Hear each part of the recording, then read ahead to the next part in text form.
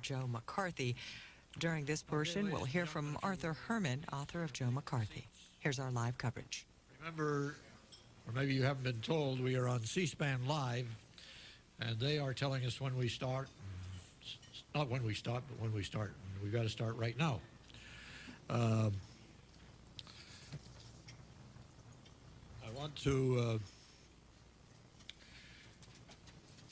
I have the great pleasure of introducing our luncheon speaker, Dr. Arthur Herman. He's the coordinator of the Smithsonian's Western Heritage Program and a visiting associate professor of history at George Mason University. He grew up in Stevens Point, Wisconsin, not in Appleton, as somebody thought he might. He got his doctorate in history from Johns Hopkins and has taught at Georgetown University, Catholic University, and the University of the South. And he is the author of this book, Joseph McCarthy, Re-Examining the Legacy of America's Most Hated Senator. And we have copies of it available, and he will autograph your copies. He's also written The Decline in Western History. In addition to getting his doctorate at Johns Hopkins, he got the Brittingham Prize for the best dissertation, and he left academia for a time, and he worked as a stockbroker at Payne Weber in New York City, and undoubtedly made a lot of money. So he went out and became the fundraiser for the Metropolitan Opera Company. Now, I didn't ask him whether he also sang for them, but I know that he is going to sing for his luncheon here today by giving us a terrific talk. Dr. Arthur Herman.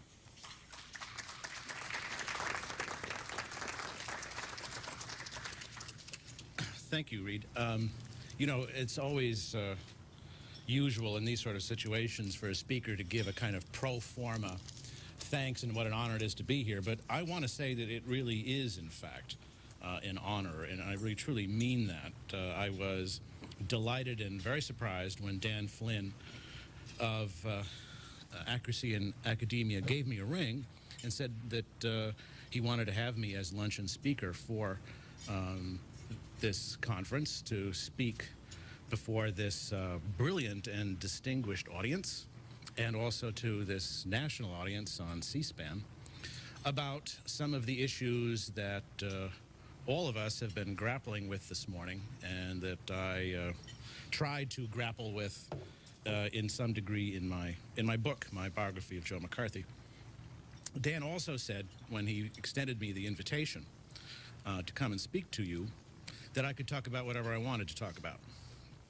So I had to think about what would be a suitable subject to present in front of you while you dined, something that would not perhaps upset digestions, but would also at the same time too keep you interested and alert, but not demand too much focused attention on what I was discussing or going into detail about. So I thought about what kinds of things I could bring up before you and use this as a forum to discuss. One thing I could have done, for example, would be to try to summarize my book and what the main themes of it are and what it tries to cover here. But then I decided that that would be rather tedious for everybody, not just you, but also for me. And also that it would be rather difficult to do because it, in fact, is not an easy book to summarize, as almost all of the reviewers have found out when they try to do so. Most of the reviewers who have tackled the book have brought to the task certain preconceptions about what it is that I say in it, about what my position will be with regard to Joe McCarthy and with regard to the issues of McCarthyism and the Red Scare of the 50s. And they assumed that I would bring to it many of the same kinds of simple and straightforward, and I'm afraid in some cases simple-minded assumptions that they themselves bring to the subject. And then they discovered that I didn't do it. And this maddened them. And so what they did was to write reviews that were really about the book that they had hoped that I had written, as opposed to the one I actually had written. Well, the book that I actually had written is here. I mean, it's there and it's available to be read and so on. And I just hope that people will keep this in mind and take an opportunity to read it and make up their own minds about the way in which I try to characterize this period and the man who is in so many ways at the center of it. Then there was a second possibility, and that is that I could, and Dan Flynn actually suggested this, that perhaps this would be an opportunity to reply to my critics.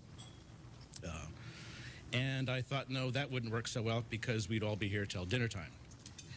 And I didn't want to have to impose on the Holiday Inn by having them bring in a dinner buffet and then the dessert buffet and then up through coffee and fruit and cheese to the end.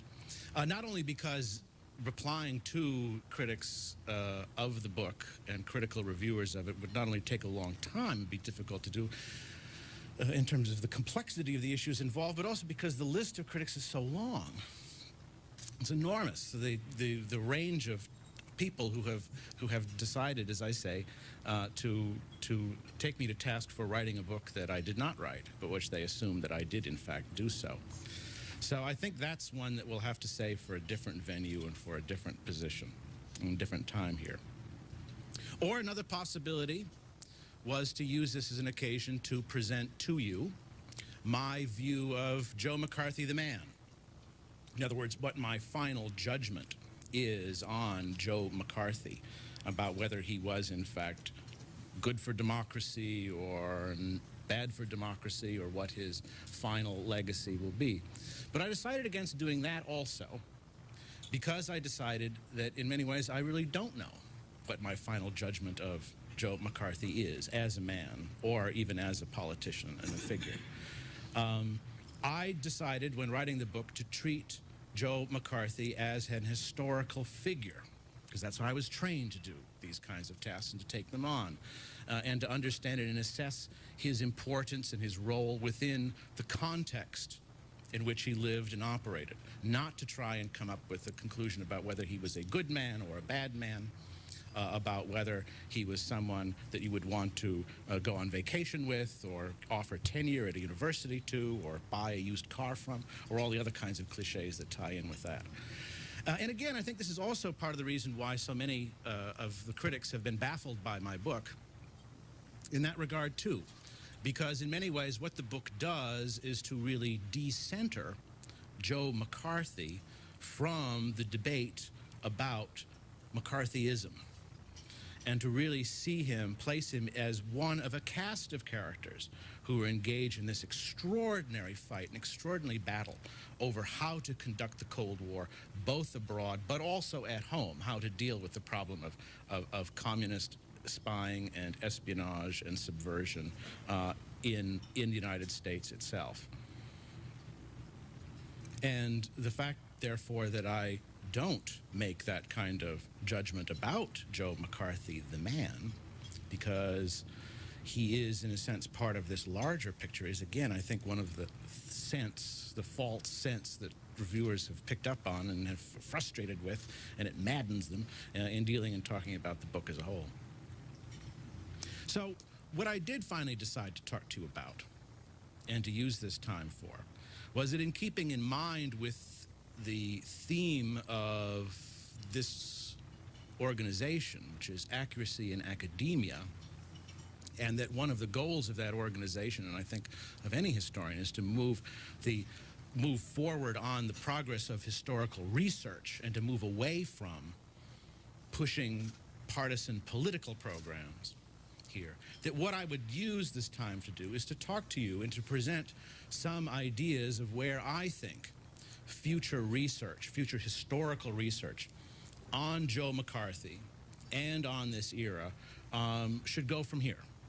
In other words, these are themes, some of which that I've touched on in my book, that are reflected in the chapters and in the discussion that I lay out there, but some of them are also ones which I think that I look forward to future work, and that I think more work has to be done and new fruitful directions for that kind of research. And I basically boiled it down to 3 basic points which are of interest here for if we're going to really seriously over the long term reassess who Joe McCarthy is and what his real importance is in American politics and also in the Cold War.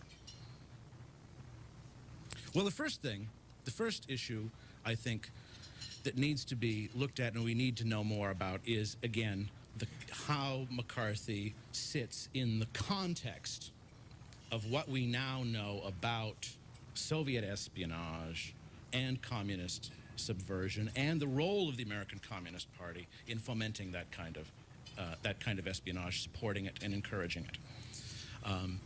This is an absolutely fundamental starting point, it seems to me, for any kind of reassessment of Joe McCarthy here. And it's one that really forces us into look at the debates about McCarthy's significance and about what he did and what he said in a new light, in the light of those new revelations. What I'm talking about here, of course, is the magnificent research that people like John Earl Haynes and Harvey Clare and Ronald Radosh and Herb Romerstein and Sam Tannenhouse and others have been doing, bringing forward this kind of material, of which the Venona papers, we always have to keep this in mind, is only one part of that huge and overwhelming body of evidence about the existence of these Soviet espionage networks. That I always have to point this out to people in the media who ask and want to know about McCarthy's relationship with the Venona, that Venona was only one part of this, and at the time, of course, was not known. But there was this huge bulk of other available evidence. Written testimony, spoken testimony by figures like Bentley and Whittaker Chambers, all of which made clear what was in fact going on. That Venona is in some ways more important for us in the sense that it finally makes aware to the American public what security officials and which, in fact, large sections of the American public and political establishment knew for a long time, that Soviet espionage was not a delusional fantasy on the part of people like Joe McCarthy here. That it was not, in fact, a delusional witch hunt that was taking place, that there really were witches out there to be hunted, and that this really was a very serious problem for American security and its conduct of the Cold War. The Venona papers, which are, of course, the translations of and the decryptions of the actual KGB cable traffic that ran between its offices in Washington and New York and Moscow, was important to security officials in the 1940s, just as these documents now are useful to historians. But again, as I say, I want to stress this aspect that the Venona is only one part of the overall pile of evidence that exists here and that stands that stands for consideration. And in this regard, I think what we've noticed, and what I've noticed since my book has come out, is that in many ways the debate over these kinds of issues has now shifted. And in many ways the New York Times magazine piece that came out back in November about this whole debate, about the issues, about the revelations regarding Venona and what this really means for understanding American communism and the debates and about the origins and nature of the Cold War. That article is actually very, very significant because it really represents the New York Times taking an official stance now that Alger Hiss really was guilty, and that the Rosenbergs really were guilty, that Soviet espionage really did exist, that these are not now matters for debate any longer within the public sphere. There will, of course, always be those who will continue to deny it, and we've been talking about them and some of those figures this morning. But in terms of the field of debate now, the issue has shifted. That figures like John Haynes and Harvey Clare, who used to be under heavy fire because of the way in which they had handled this and brought forward the revelations from Venona and about the Communist Party from Soviet archives, that now the heavy artillery has now shifted away from them here as a result of this new biography of McCarthy that has come out here, and that they find themselves now really occupying the center of the debate here as the heavy artillery now falls over further right on me in the process. So the debate has really shifted in a very, very important way, and you have much more of an acceptance than you ever did before of this basic proposition about the role of Soviet espionage as really being an active part of Soviet penetration of the federal government in the 30s and in the 40s and afterwards. And that sort of realization, by the way, has even now crept into academia. I just want to point that out to you here. That, of course, those who have an ideological and a scholarly stake in denying the obvious continue to do so.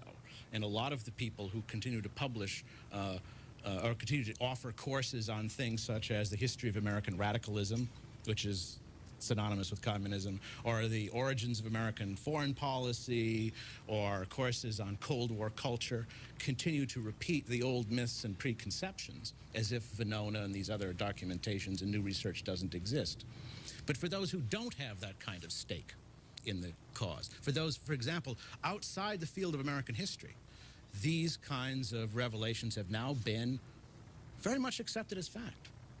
I have colleagues who are now quite willing to accept and to digest this little piece of information. I had a colleague who came to see me, in fact, a couple of months ago, saying he wanted to read more about the Venona revelations and what had taken place and what had come out. And of course, my book wasn't out yet, so I couldn't recommend that to him. But I could and recommend to him and gave him copies of John Haynes's book on the Red Scare or Red Menace, John Haynes and Harvey Clare's book on Venona, and he read them and swallowed his medicine without a fight here. This does happen. People do change their minds in academia when the weight of evidence builds in this kind of way and as the debate shifts in this sort of way. Likewise with my students. You'll be glad to know there too. When I teach courses on the Cold War and McCarthyism, that my students are very, very impatient with anyone who continues to insist that Alger Hiss might not be guilty as hell. And are very, very, very impatient with those who, likewise, who try to excuse the Rosenbergs or these other kinds of things. And this represents a real sort of change, a real change in perceptions that has taken place thanks to that research and thanks to the public debate which it has set off and that's taken place. But here's the question, then, is how is it that this debate and those revelations and now the final confirmation of Soviet espionage, how does that affect the way we see Joe McCarthy? Well, it does it in this way, in that up until now, past debates about Joe McCarthy have been misleading. They've always focused exclusively on the validity, in other words, on the truth claims of McCarthy's statements on various kinds of figures, such as Owen Lattimore, such as George Marshall, such as Dean Acheson and others. And the argument has gone that basically since Joe McCarthy identified some people as communist agents when they were not, and since Joe McCarthy called other people communist sympathizers when they were not, that therefore his whole argument collapses on its face. There's nothing else there of any kind of substance to what he's presented here, that we can explain these lapses of truth-telling by the fact that he's a pathological liar, that he is somebody who's a pure political opportunist, that he has no kind of real, no sort of real sincerity about these sensational claims that he makes. But point is that making that argument overlooks the fact that just because some of McCarthy's claims were false, that this doesn't mean that many of them were, in fact, reasonable, rational inferences, given the available evidence that was there, and given also, as I say, the context in which these things were taking place and in which McCarthy was operating, namely that there was a real Soviet espionage threat there which had to be dealt with and which had developed into a problem with regard to lax security here. And this is a very, very important point to keep in mind when we talk about Joe McCarthy and we talk about whether in fact he was correct on the Marshall case or on this or another type of case, his accusations, that it is possible to draw a conclusion which is reasonable, which is based upon the evidence, but which is still false. We do it all the time. Happens all the time here. And in fact, this point really goes to something that goes beyond the issue of historical data or historical research, but really goes to the very nature of logical inference.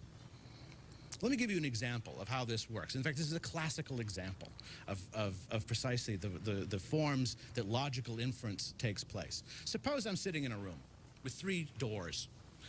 On my left hand is my genial host, right? On the other hand is a not-so-genial fellow guest. And I have to leave the room. And I say, well, how do I get out? Which door leads me into the corridor? And the host says, well, yeah, they all do. Take any door you wish, but go ahead, take the nearest one, the one closest at hand, and so on, and that'll take you right out into the corridor. And then as I get up to leave, the other guest turns to me and whispers to me, you know, there's actually a tiger waiting behind that door. I'm sort of disconcerted about this, but I go to the door, open it up, and there's a tiger standing, waiting to pounce at me. I close the door. My host says, sorry about that, forgot about that. Yes, we do have that tiger on the premises, but I really apologize for that. So please take the other door. Please take the other door, help yourself, go through, and you'll find your way through the corridor and then out. And again, the other guest turns to me and says, you know that there is, in fact, a tiger lurking behind that door as well. And I go to the door, and I open it, and sure enough, there's a tiger, and I quickly slam the door. Now, I'm not going to need any kind of further warnings or encouragement from my other guest not to open that third door. I know that something is up here, that something is wrong. And in fact, the more that my host urges me, says, don't worry about it, there's just 2 tigers, there's not going to be any more, go through the door, it's fine, it'll take you right out to the street here. The more he protests about this, the more he tells the other guest to shut up. You don't know what you're talking about here.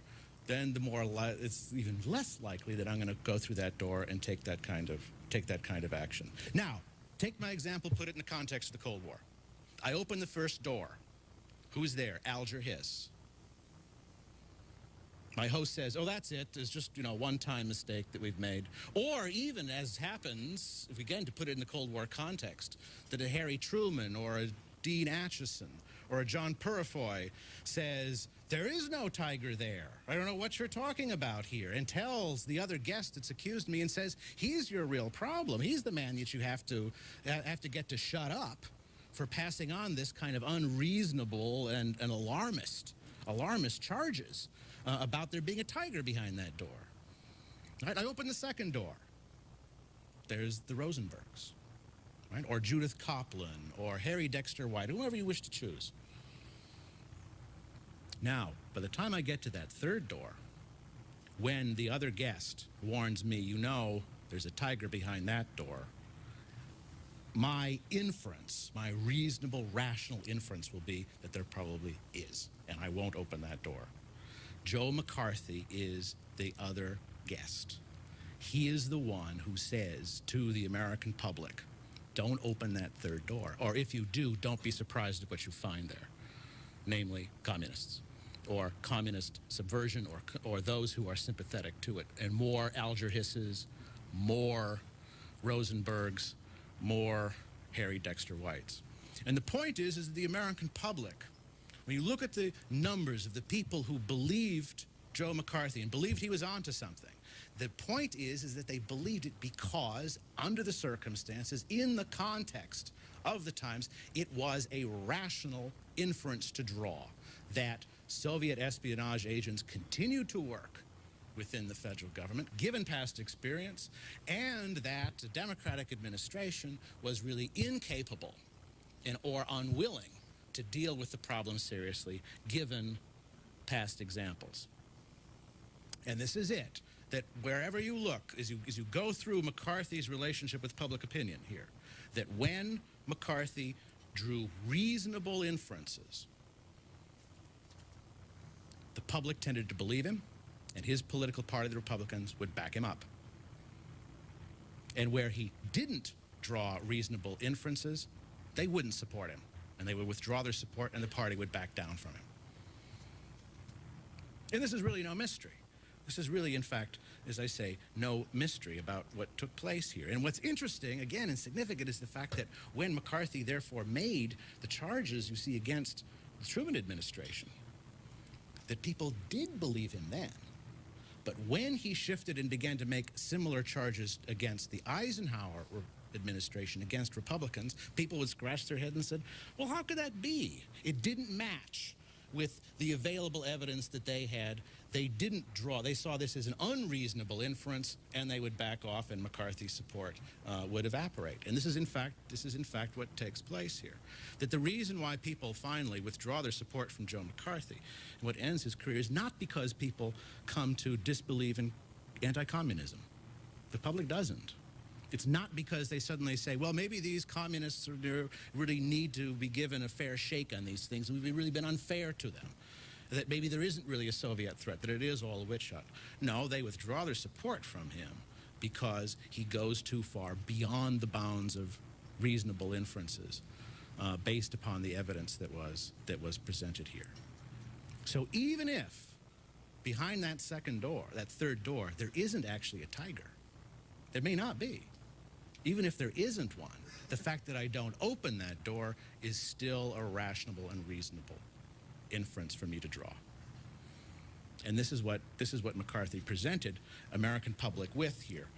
And if we're going to understand then McCarthy's appeal, why he draws the kind of support that he does, why his charges and claims did seem so believable, we do have to keep that overarching principle in mind, and that is that in the context, a context which we now understand much better than we did, but within the context of the reality of Soviet espionage and the role of the Communist Party involved in it, these were actually reasonable arguments to advance.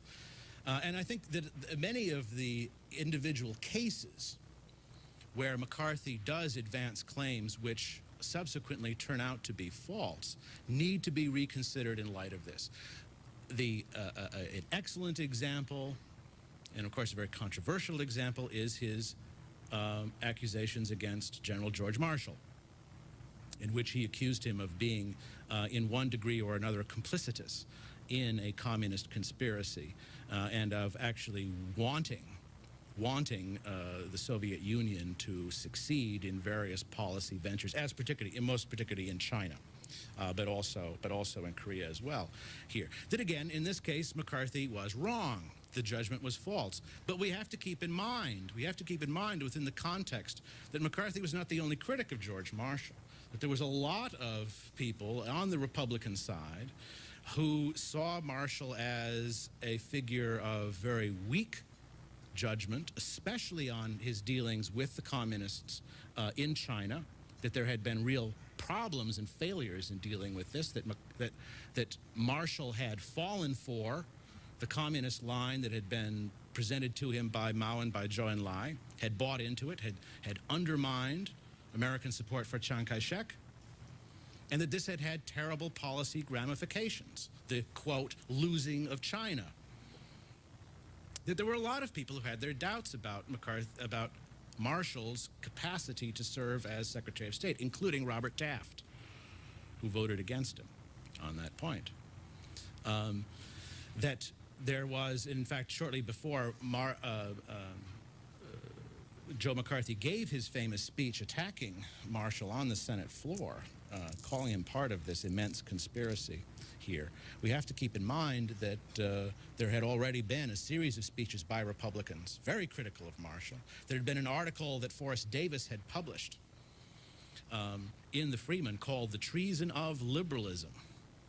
Highly controversial work, very interesting piece, however, all the same, drawing far-reaching conclusions about what Marshall and what liberalism has done to contribute to the success of communism in Asia in particular, but also in Europe.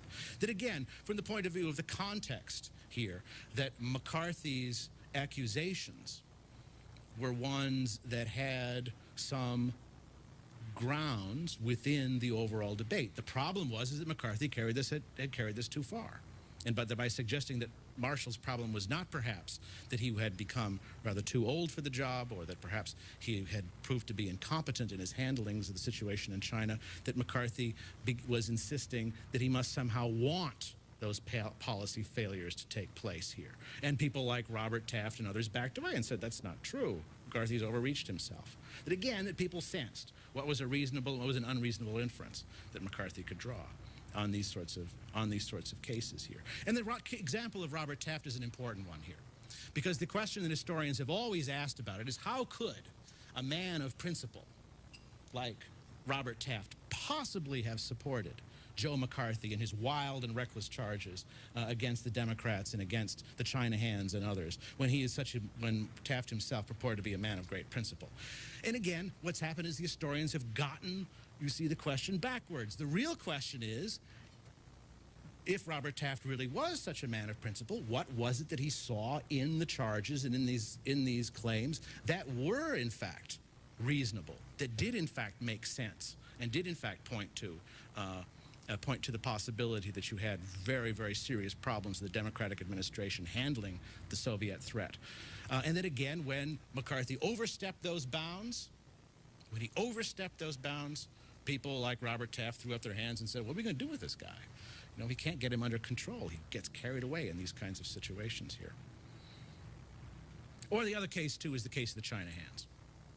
That even if it is false that Owen Lattimore was a Soviet agent, let alone Moscow's top spy, that nonetheless the inference that was to be drawn about the way in which the China Hands had handled American policy and had given advice, whether in fact the advice that they gave really was in the best interests of the United States, whether they were in fact unduly influenced by their ties to individuals who were either secret communists or Soviet agents, or simply bought the line, the false propaganda line that was being sold by the Chinese communists, again made McCarthy's charges and the charges of others seem quite reasonable under those kinds of circumstances here. And I think in many ways the debate on the China and China policy also is an area which then, given the reality of Soviet espionage, given the effects of this, needs also to change. And it's already beginning to change. If you look at the work that's being done by young historians from China, young men like Mao Chunyu at the Naval Academy in Annapolis with his wonderful book on the OSS in China, which really is a serious reassessment of the role that Chinese communist espionage played in undermining both the Americans' assessment of what was taking place in China during the war, but also undermining the nationalist government's effective dealing with the communists. Or Michael Sheng's work on Mao's dealings with Stalin, and a range of other historians as well. That I think the real question will have to be in the future with regard to the China Hands, not how is it that McCarthy could have accused these men, these scholars and men of intellect, of being communists, but rather how is it that these men, John Patton Davies and John Stuart Service and the rest, how is it that these men, given all of their great linguistic and cultural attainments, could have fallen for such a line from the communists as they did and supported the position that they did here? And again, the shift of focus has to come because now we really do understand just how deep and how active and how prevalent that Soviet espionage activity really had been. So that's the number one context, and I think really the most important and the most vital. But there's also another one, a second one I want to bring up here too, for reassessing McCarthy and reassessing McCarthyism. And that has to do with the context of the transformations that America went through during World War II. And here, to really understand McCarthy, I think you have to see him within the context of what is now called the best generation, the Tom Brokaw book. In fact, Brokaw even mentions McCarthy in that book. It's a slighting reference.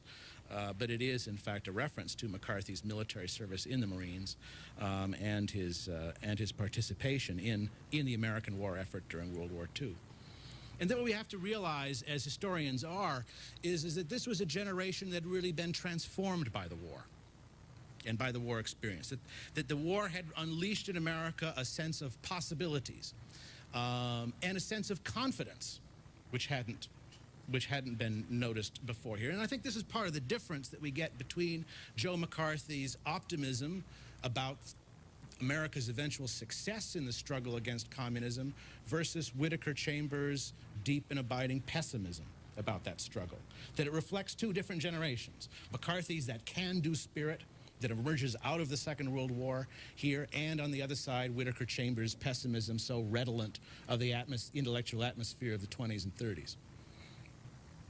And I think historians are going to have to come to grips with the fact that in many ways World War II does to America what the French Revolution does to France. That it really is a revolutionary transformation of America at all levels, in a range of levels, from the enormous social mobility that it created and physical mobility.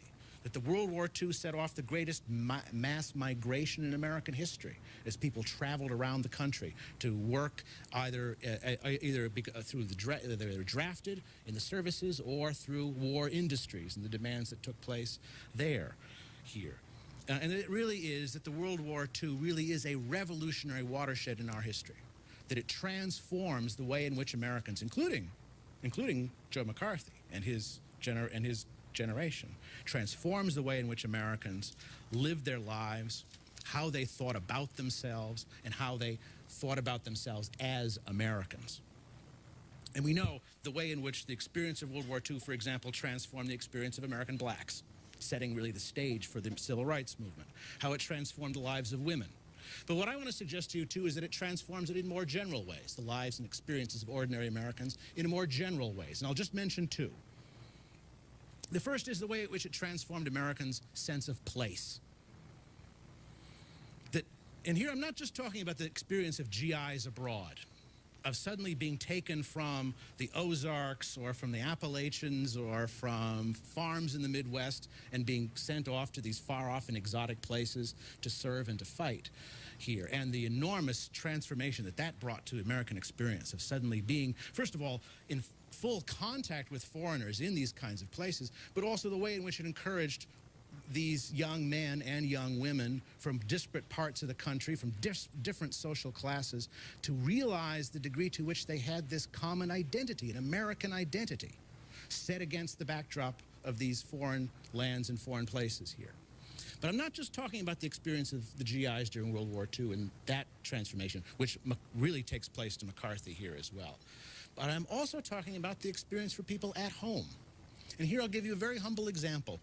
Just think of the number of people that you know who during the war, who stayed at home, who had put up in their kitchen or in their study or in their living room maps of the campaigns that were taking place and the fighting that was going on in Europe or in Asia, in the Pacific here, and who would stick pins. I'm sure you've all met people who did this and who would stick pins in to show where the Americans were advancing and how far MacArthur was getting on the road to the Philippines here, or tracing and following, you know, the desperate struggle during the Battle of the Bulge.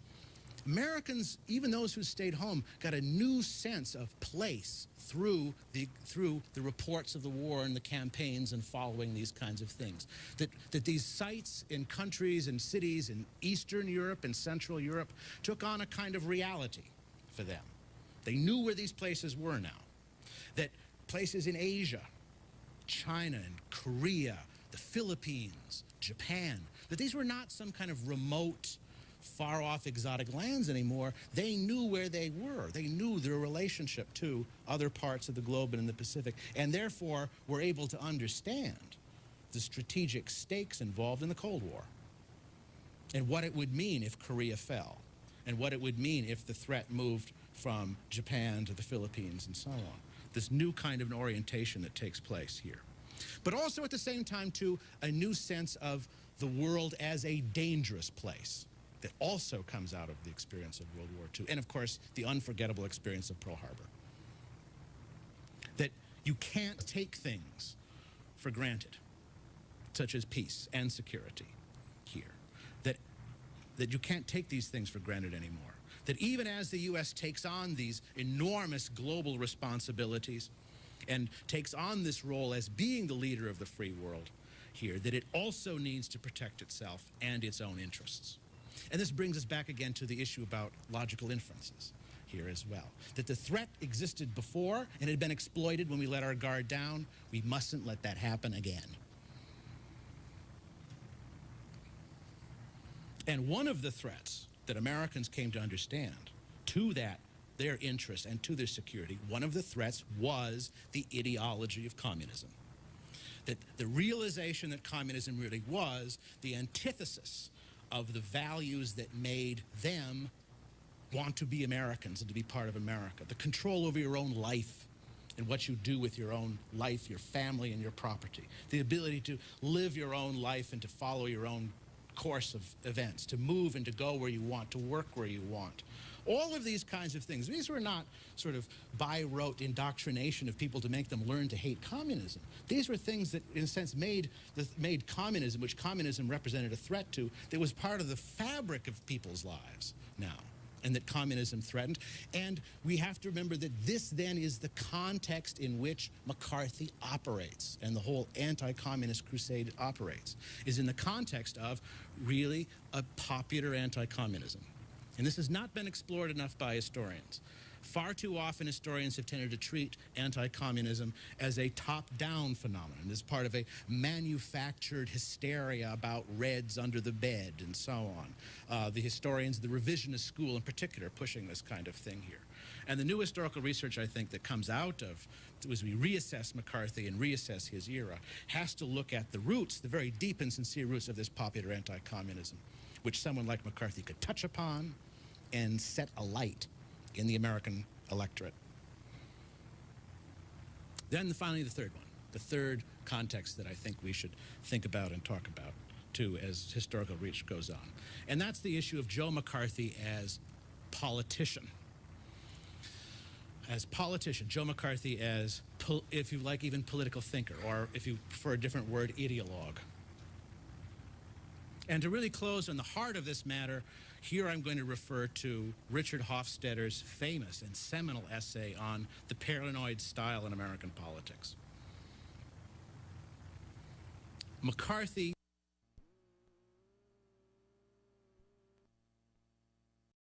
first. He was a politician first. His great skill was to mobilize the political discourses and languages in American politics and use them to build a constituency, first in Wisconsin, then in the American nation. The paranoid style, as Richard Hofstadter touches on it here, is part and parcel of what goes on. Because what Joe McCarthy did in his attacks against communists, but also against those who had protected communists, what he did was to raise the question that was really embedded in American politics since the populist era, the question of who really runs this country anyway? Who's really in charge of this? And where are their loyalties? Where do they really sit? And this touched upon that fear, a perennial fear in American politics, that American democracy can become like one of those Indonesian shadow plays, you know, in which the figures seem to be move and interact and have their lives, but are in fact being manipulated behind the screen by the hands of the puppeteers. That danger, that fear that this may in fact happen to American democracy and to who those puppeteers' hands may be is an issue which, as I say, is not. Richard Hofstadter made the mistake of calling it a paranoid style and dismissing it as if it were pathological. In fact, it's a fundamental part and a perennial part of the American political character. And there's a host of new historians, and historians have been working on this subject. I can include Michael Kazin's book on American populism. I can include Leo Rubofo's book on the old Christian right. I can include David Horowitz's book, which is not very well known but deserves to be, called Beyond Right or Left, which deals with these kinds of insurgent ideologies, questioning who is it who's really in charge of these things. Is it us, the people, or is it not? There's a deep resonance in politics right down to today. And the point about this is that Hofstadter and the liberal critics missed is that this is not a paranoid style. This is not something that's limited to, and can be dismissed as the ravings of the disaffected or of the discontented, but that it draws deeply on the American personality, American democratic personality. It's part and parcel of the America's classical Republican heritage from the Revolution on. Just ask John Adams sometime about the threats posed to the Republic by wicked confederacies of one sort or another here. And it's going to resurface, it's resurrected in the 60s and 70s on the New Left. And as I point out in the book, at the end of my book, the parallels between their view of how America is run by a clique of the national security state and who pulls the strings and so on, and the parallels with McCarthy's own view of a dark conspiracy pulling strings and blocking the investigation of communists are really quite astonishing. They're really very astonishing. And the reason is because they share this common language. They share this common view of what takes place here. So that, in other words, that these fears, the fears about a loss of freedom by enemies who not only attack you frontally, but who try to convince you that what is true is false and what is false is true, and who began their assault not just on you physically or as a citizen, but also on the inner citadels of your personality to shape and alter your view of reality and the conspiracy that is hidden behind that. This is part and parcel, I'm suggesting to you, of American democracy here, just as and part and parcel, those fears are part and parcel of what it is to be a free, self-governing society, just as a fear of your parachute not opening is part and parcel of being a skydiver. It's something you have to worry about. Now, the skydiver who insists on packing his own parachute and checking it before he gets onto the plane and then once again before he jumps off. Now, he himself might be a delusional paranoid. But the point is that no one is going to question his right to make that checking and to do and to fold his own kind of parachute here. The fear is real. It's part and parcel of what free societies are about, that people have those kinds of concerns and that they surface in this sort of way. So the specific conspiracy theories, what I'm saying to you, they may be outlandish, and they may take forms which are unreasonable inferences. But the point is that the impulse is itself an important form of a reality check on the state of a democratic republic. And we mustn't forget that, and as I say, I think the research has to go forward by taking this kind of insurgent populism and these sorts of issues seriously, not dismissing them as just simply being driven by psychological fears or irrational concerns. Well, let me just say this, because I've gone on much too long, but let me just say this, that in conclusion, I think if we are really going to understand Joe McCarthy and really understand and realize his importance and his place in American history, we have to realize that he belongs here not just as a part of the history of the Cold War, but he really does, and his story really does tell us something about the nature of democracy, about its strengths, about its vulnerabilities here, and that we have to also then realize that his life and his career really does form a fundamental part of the American experience. Thank you very much for listening.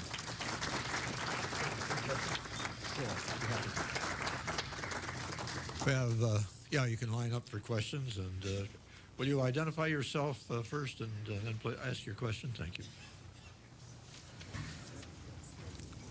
Robert Stacy McCain, the Washington Times. You mentioned the popular roots of anti-communism in what might be called lifestyle issues of personal freedom. And of course, those issues include such matters as family life, religious belief, and moral standards, the territory of what is now called the culture war. Is it possible that the cosmopolitan elites who turned against McCarthy did so because they lacked these deeply rooted organic ties to place, class, and custom? Well, again, I know that there were some conservatives who would certainly have agreed with that at the time. The way I'll answer the question is this way, and that is that we do overlook the degree to which McCarthy's discussion, when you read, for example, the Wheeling speech, which a lot of people have not done, but it's a very interesting speech, because what it really focuses on is not, in fact, the question of communists in the State Department. It really doesn't. That only comes really at the end as an illustration of his larger point, which is that the struggle between the United States and the Soviet Union is essentially a moral struggle. That what we are dealing with here is not just a geopolitical conflict, but in fact a moral conflict between two ideologies, one of freedom, one of oppression and slavery. here, and that is the issue, and that's the conflict that McCarthy saw as one which could not be resolved through discussion at the meeting of foreign ministers, or through arms control treaties, or the other kinds of normal avenues of diplomacy, that it required a very different kind of outlook and a different kind of vigilance in order to deal and confront with that kind of thing. And it was precisely McCarthy's grasp of that and his ability to communicate that in his speeches to his audience and public that drew people on at least as much as it was his revelations about communists active in the State Department or the other kinds of things that came up in hearings and in his own investigations. In 1928, the International Party Congress met in Moscow. It was a six-party Congress. There were over 500 delegates from around the world, 20 voting members from the United States. They adopted the program of the Third International, which is still operative. If you study that program, you'll understand it is still operative. Most of the speeches today and the speakers today have addressed communism from the point of view of the Soviet Union or from an ideological perspective. Do you see in your studies of McCarthy, do you think he understood the program of the Third International, or do you understand the program of the Third International? Let's see. I think probably the first one's easier to answer, and I think that everyone who dealt with McCarthy, who had any kind of professional expertise in the field, was always astonished at the depth of his ignorance about communism, either as an ideology or as a political program, or even as an extension of Soviet policy and of Stalinism. And again, this is often taken to be then evidence of the fact that Joe McCarthy didn't really know what he was talking about, or that again, that he was an opportunist, that he was someone who seized on this issue because it just happened to be passing by and he thought he would carry him, if he hitched his wagon to that particular issue, that it would be carrying him forward into a successful political career. Well, you can't always discount that opportunism when you're talking about politicians, which is, again, the thing I want to stress about Joe McCarthy. He was that first and foremost. But I think, again, it also represents, we also have to realize, too, the degree to which that popular anti-communism was one that did deal with this sort of, which perceived and understood the threat of the Soviet Union, not in these kinds of terms, the more abstract terms of what programs were being laid down in Moscow or in other kinds of meetings, but understood it as a way in which it threatens how I earn my living, how I raise my family, where I go to church, and how I express myself. And the failure, the frustration with a larger political culture which doesn't seem to grasp that. People, and this is the point about the popular anti-communism I'm talking about, people didn't understand everything, but they understood enough. You didn't answer the second part. Do you understand the Third International program? Oh, do I have to answer that one as well? Well, I probably don't understand it as well as those who've spent a great deal of time studying it. That's probably true. Arthur, first of all, congratulations. Is this not on? You cannot hear me?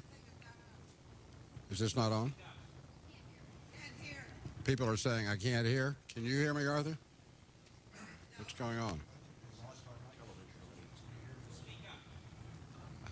Well, I'm speaking pretty loudly, I think. Is this apparently not working? All right, well, go ahead. I have to identify. I'm Stan Should I Evans. repeat the question? Would that be a good idea? Reed? I'm Stan Evans. Arthur, well, what I'd like to do, first of all, congratulations on your book. And I think it's a great contribution. However, as you might guess, I have some disagreements with you, and not so much in the theoretical framework you've offered, but on specifics. And let me, if I may, beg your indulgence, offer a slightly different recension of some of the data as briefly as I can and ask you to comment. You talked about the Marshall case. And the distinction I would first of all suggest is that when McCarthy said someone was a communist, whenever he said that, and often he did not say that, he said there were security risks or loyalty risks, there was adverse information. Whenever he said someone was a communist, he based that upon sworn evidence. And the two examples I give you among the China IPR types are John Carter Vincent, and Owen Lattimore, both of whom were named under oath by Louis Boudin's as agents of the conspiracy. What he said about George Marshall was not that at all. He never said George Marshall was a communist. What he said was that Marshall had been engaged in an entire series of decisions and actions which served the communist interest. And I think he proved it pretty well. And the question was, why did Marshall do this? And he gave the innuendo that Marshall had done this knowingly and that he was in some way the mastermind of the thing that he was analyzing. But then he would equivocate on that. But that innuendo was in there. That's what he did. He did not say, I know George Marshall is a communist. He said that his actions aided the communist cause. We know that is true. And we know that in China, you mentioned Mao Chun-Yu's history of OSS in China. He points out that the Marshall mission in China was penetrated with communist agents, and that the instructions that Marshall took with him to China were written by John Carter Vincent is a fact that is also established. Now, it seems to me, and I'll say this and let you respond, that what McCarthy was doing, or really Forrest Davis, who wrote that, was trying to figure out who is pulling the strings, the little puppet show analogy you just used. And he thought it was Marshall, but he was wrong. And if you look at Marshall's entire record and connect the dots to some previous comments here today, the people that were pulling the strings were Roosevelt and Hopkins and Laughlin Curry.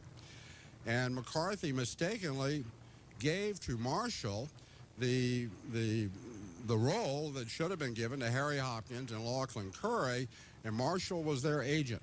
And it seems to me that, therefore, that does not justify the innuendo that he made, but it's a very different matter from just recklessly calling somebody a communist, which he did not do.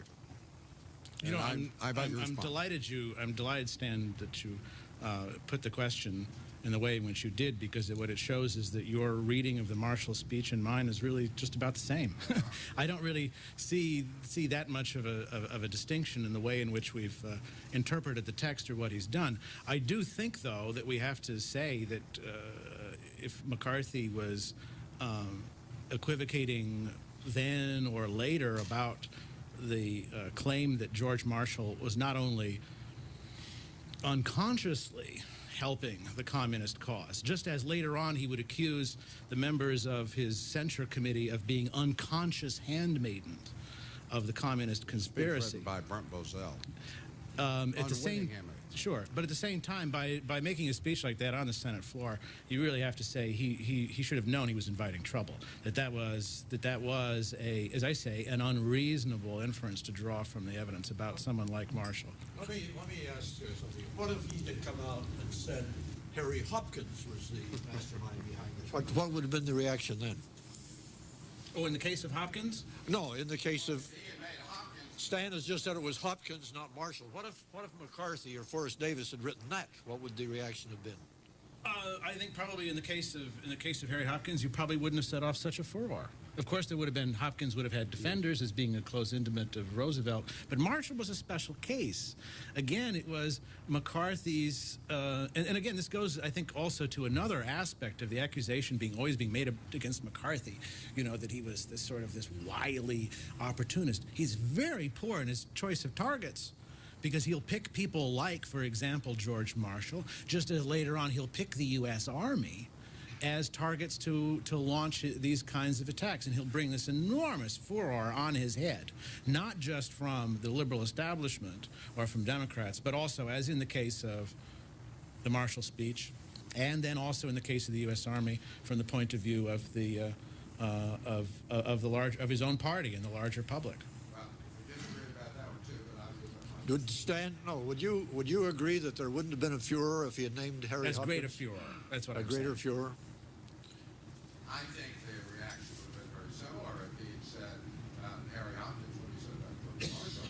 So remember that what is being said about Harry Hopkins today is different from what he said about Marshall. What is being said about Hopkins today is that he was a winning agent. That he was in contact with the Soviet illegal Makarov as a conduit back Stalin. McCarthy never said anything like that about Marshall. What he said was that the policies in which he engaged served the communist interest, and many of them did. That's what he said. Yeah. Well, if I may, my point is that I think that this is the celebrity. I think Hopkins would have been even greater because of Hopkins' closeness to Roosevelt, being at his elbow, living in the White House, and such a charge would have been set off a tremendous uproar, I believe. And now we know that if he had made such a charge, which he had no basis for making at that time, it would be true. Well, I'm not so sure about whether it would set off such a furor. I mean, Marshall was more than just simply a public figure, a statesman. He was in many ways one of the pillars of the post-war establishment here. And by launching that kind of attack, whereas Hopkins had died during the course of the war. But it's difficult to say. It's one of the great what ifs. There's lots of them in McCarthy's career, and that might be one. Thank you very much. I am John Gizzard, Events News Weekly. First, congratulations, Professor Herman, on your book. Thanks to Reed for putting out this book today. If I could just add a postscript to the colloquy between you and Mr. Evans. I don't know what kind of a furor would set off Hopkins dead at the time McCarthy was charged against Marshall. Yeah. 2 points. First, especially enjoy, as someone's written about Wisconsin politics, the background of McCarthy as a campaign politician, the fact that he was the first Republican to campaign among black voters strongly for civil rights presents an interesting point of how if he had lived a few more years, civil rights issues had come before the Senate, how he would have stood out, whether he might have rehabilitated himself or was seen as something different than he was during the hearings. My question is this: we know from Stanton Evans' article and even from critical and less scholarly works of Fred Cooks that when Republicans controlled the House in the 80th Congress, they were conducting extensive investigations. Stan refers to Senator Ferguson of Michigan, That's right. the House investigations, all of which stopped when the Democrats came back in power and Truman was reelected. Do you think if Republicans had maintained control of one or both houses, letting alone whether Dewey would have been president, the hearings would have continued to produce results far earlier and we would have never heard of McCarthy? That's a tough one. And it's like other what ifs. Harry Hopkins versus George Marshall. It's difficult to speculate. But I'll tell you what, I'll answer that question this way, and by pointing out 2 what ifs I think really would be significant, and that if these 2 things had in fact taken place, we really would, I believe, see Joe McCarthy in a very, very different light than we do today, not as the kind of icon of evil he is. The first one is that if Joe McCarthy had been elected to the House of Representatives instead of the Senate. We have to remember that Joe McCarthy came in with absolutely no legislative experience whatsoever. He had come from being a county judge in Shawano County, Wisconsin, into the U.S. Senate. If he had gone into the House of Representatives, a figure like that, with his sort of, shall we say, freewheeling style, his outspokenness, his flamboyance, his willingness to challenge the rules and stretch the envelope, would have been much more accepted behavior in the House than in the Senate, which really was an old boys club, really a gentleman's club in a very sort of serious way here, where you didn't permit people to break the rules like that. His skill in his invariable penchant for offending his colleagues in the Senate is really the root of his downfall.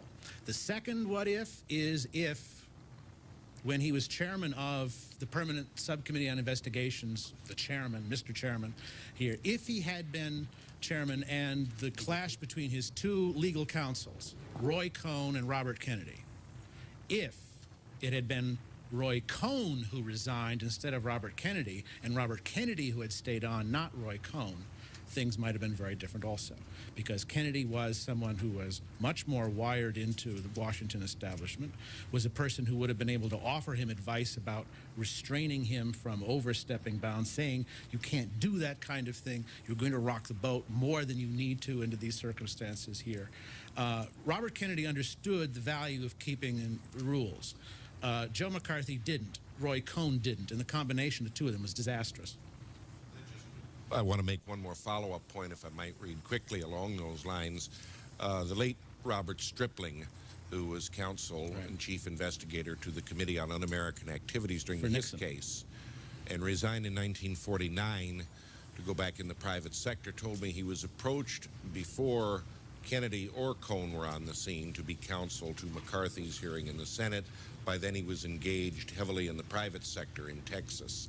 I wonder, had he been the counsel? Or Robert Morris, who was also approached beforehand, too. And they both declined. And they both turned down. Okay. Next question. Thank you. My name's Steve Snigoski. To Try to attract speak up loud as you can. to attract attention and be a successful politician, wasn't it essential for McCarthy to engage in exaggeration? And didn't FDR and Harry Truman also engage in exaggeration in discussing and referring to their enemies, like the America First Committee? Roosevelt portrayed them as being sort of Nazi agents. That wasn't true. FDR and Truman got away with this type of activity. McCarthy was treated by a different standard of truth.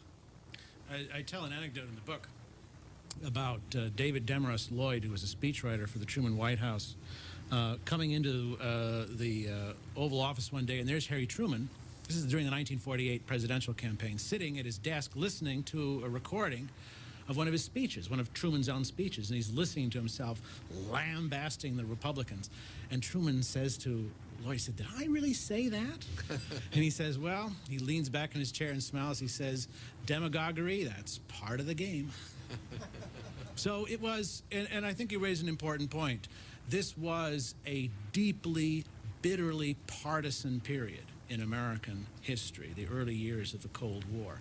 The question of how to conduct the Cold War, the questions about that we've been exploring here this morning about Soviet espionage and these networks got caught up inevitably in these harsh partisan battles on both sides, Democrats and Republicans here.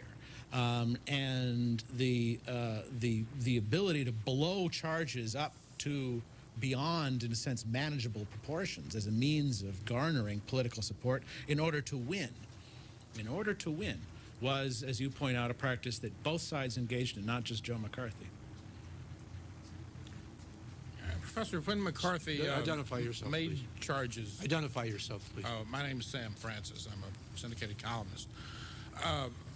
When McCarthy made charges that were not true or were exaggerated, in your view, did he do this deliberately and knowingly that they were not true or exaggerated? When he said that Owen Lattimore was what, the top Soviet agent in America, did he know that was false? Yeah, no, I don't think you can really find a case in which Joe McCarthy was deliberately brought that kind of an accusation against somebody without sincerely, in fact, believing. And again, the question we have to realize, too, is, again, we come back to our issue that I raised during the talk, and that's the question of reasonable inference. You see, his case was always the model for McCarthy, in the realization that if you, basically, that if you accused a senior figure in the Democratic administration, the State Department, of being a Soviet spy, you could probably find the evidence to prove it true.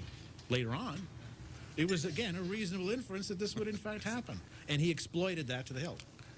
My second question is, how many people were actually ruined by Joe McCarthy? That's what we always hear, that there were hundreds or thousands or dozens or who's lost their jobs or there were people who, of course, lost their jobs. The saddest story is the case of Ray Kaplan, who was an employee of Voice of America, who committed suicide before he had to appear before McCarthy and Cohn during the investigations into possible Soviet influence in the Voice of America and so on, which McCarthy always expressed mystification about because, as he said, Kaplan seemed to be very willing to talk to me the last time I had spoken to him.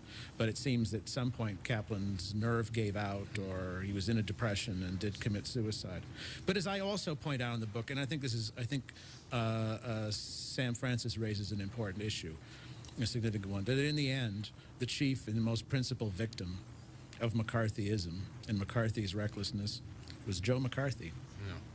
Yeah. Actually, when I asked the question, I meant how many innocent victims were there? I mean, It doesn't seem to be very much to be brought against. Yeah, Kaplan doesn't seem like he was at all connected with any kind of thing. He was just simply brought up in the process of a search for people who might have communist links. Okay, thank you. Wes Vernon, Dr. Herman, the late Fulton Lewis Jr., as you point out in your book, was one of McCarthy's last diehard supporters after the censure. And Fulton Lewis once told me, and the one and only conversation I had with him was a very brief one, he said that McCarthy never fully understood the forces that were arrayed against him. It wasn't just communists, but as you point out, he also seemed to understand, although apparently not fully, according to Lewis, the fact that many of these people were powerfully connected, both politically and moneyed, and they had a lot invested in the New Deal and everything it stood for. And bringing down people that stood for the New Deal and showing up some of them as communists was really a dangerous thing to do. You were fooling with the establishment. I'd like to get your comment on that, and then I'd like to get your comment also on something regarding what you're doing in a personal sense. Now, as far as I can determine, your book is the first pro-McCarthy book using your real name since Buckley and Bozell did McCarthy and His Enemies, and they had about 66 caveats. I can't help but wonder if perhaps you have had any kind of hint, overt or otherwise, of some kind of a threat to your career in the future. There's a lot of political correctness out there on the campus. No. None at all. Okay. What has been, what's been most interesting has been the people. I don't really know if it's a pro-McCarthy biography, by the way. As I say, I think it's very, very hard to summarize. I think what happens is if you write any kind of book that doesn't repeat the conventional pieties about Joe McCarthy, that he is this icon of evil, that he was a reckless smear and ruiner of reputation, if you don't repeat those, you become, by default, pro-McCarthy. And I guess in that sense, then that's what's happened to my book. But what I wanted to do was an historical treatment of McCarthy, not a partisan one. But what has been most interesting to me has been the response that I've gotten from people, including academics at universities, who liked the book simply because it repeated and took seriously positions that they have not heard taken seriously in 40 years. The disappearance of a respectable intellectual right in universities and campuses and in the public sphere, and by that I mean the sort of the non-neoconservative, what's sometimes called the paleoconservative right. The disappearance of these people as respected intellectuals, I think, is something that I feel very bitter about. And the process of systematic exclusion, of taking their point of view seriously, perhaps not always agreeing with every point, but understanding it, trying to understand what Joe McCarthy and Republicans of the right were trying to do in the 1950s, coming to grips with this. And this is the first book to really do that in a serious and systematic way. And I've had some very, very gratifying both letters and phone calls from people saying, I'm glad you wrote the book. Well, now, on the other point, do you think McCarthy fully understood what he was up against? No, I don't think he would have behaved the way in which he did. It's difficult to say what he was up against, really. And here I guess I have to demur a bit with Fulton Lewis's assessment of it. I think that in the end, Joe McCarthy always assumed that the real enemies behind his real enemies he faced who were pulling the strings on this were communists. And I think that was a mistake. I think what he did not realize is that the people who were really mad at him, really angry with him, and who were really determined to destroy him were the liberals. And it never really quite settled in what the full implications of that were. He always assumed if the liberals are saying this, it can't possibly be because they dislike it. They must be being told to do this by the Daily Worker or by the New Masses or by other kinds of communist organs of influence here. He could never quite bring himself to believe that there could be people who would oppose him simply because he was Joe McCarthy. You count fellow travelers as liberals? Well, yeah, fellow travelers was certainly very much opposed to McCarthy. Were they, Were they liberals? I don't think so, no. I mean, I'm talking about what I'm talking about, really, the real liberals that I'm talking about are within the political establishment, including in Congress and in the House and in the major organs of opinion. They were the ones who were hot to take McCarthy's hide. Well, my point is this, that the communists were relatively few in number. I'd say for every, I don't know, can't give a figure, but let's say for every member of the Communist Party, there were maybe 100, 200, 1,000, I don't know how many others that were like me, that were communist sympathizers and following the fellow traveler category, like I was at that time, let me emphasize. I mean, is that, don't you think they were an important factor? Without a doubt. Herb Romerstein, I'd like to just make two points about facts. John Gizzi said before that the investigation stopped when the 80th Congress stopped. The 80th Congress stopped at the end of 1948. In 1949, 50, and 51, under Democratic leadership in the House Committee on Un-American Activities continued to have the hearings relating to the Alger Hiss case and to Soviet espionage generally, and published some very interesting material about it. The other question of fact is in regard to Kaplan. Kaplan had no relationship to any communist matter whatsoever. That's what I thought. He was never accused of having been involved in any communist activities. Kaplan was a whistleblower on a totally different issue. He was a Voice of America engineer. The Voice of America had decided to put up transmitters in places that they knew, the engineers had told them, and Kaplan had told them, would have problems getting to broadcasting to the areas that they wanted to broadcast to. But there were political reasons, pork barrel reasons, to put these transmitters up. Kaplan talked to the committee staff. He told them what he knew about the engineering problems. He was then attacked by his colleagues at Voice of America and threw himself out a window after writing a note that said, when the wolves are attacking you or the dogs are attacking you, you have no choice. That's right, which is usually assumed to refer to McCarthy. Because the New York Times falsely said that it did. Yeah. And it was the New York Times false story that got picked up by the various anti-McCarthy writers of the later period. So what you have here, the fact of the matter is, Kaplan was not a victim of McCarthy. Yep. Kaplan was a victim of the bureaucrats at Voice of America who didn't want this whistleblower telling the truth about their corrupt dealings. And the New York Times. And the New York Times. Well, no, New York Times was after the death of Kaplan. Oh, okay. Is that it? Okay, before we go, I want to thank Professor Herman again. I want to hold up the book for the C-SPAN. If you'll get out in front of the camera there, we'll hold the book up. It's Joseph McCarthy, Re-Examining the Life and Legacy of America's Most Hated Senator by Arthur Herman. You can get it by ordering it from Accuracy in Academia. You can call 787-487-4567, 1-800-487-4567. Huh? 787-4567, excuse me. 787-4567. And you can also visit it on the websites. If you these are showing. AIM's website is aim.org. That'll be easy to do. You can get that. And I want to thank everyone here for coming, for the C-SPAN audience. I'm Reed Irvine, chairman of AIM. I want to thank Dan Flynn for putting this conference together. He was the organizer behind it. And I want to thank all of those who participated, the speakers and the audience.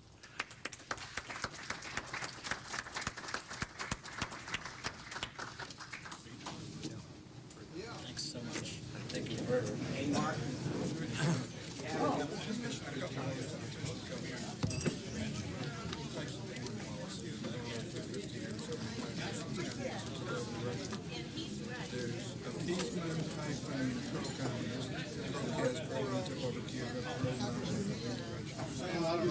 people are afraid of nuclear war and they were appeasement men. They just didn't want to fight the communists, not because they were pro-communist, but because they didn't want to take the risk of fighting. That's one category.